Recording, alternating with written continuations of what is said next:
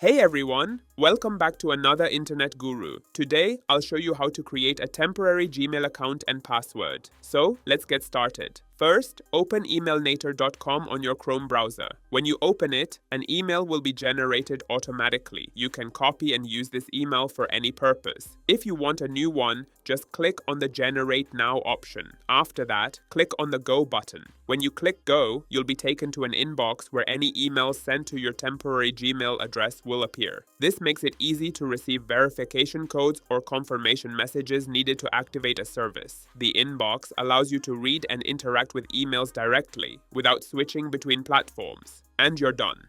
Thanks for watching another Internet Guru. If you found this helpful, don't forget to like, subscribe, and hit the bell so you never miss a daily drop.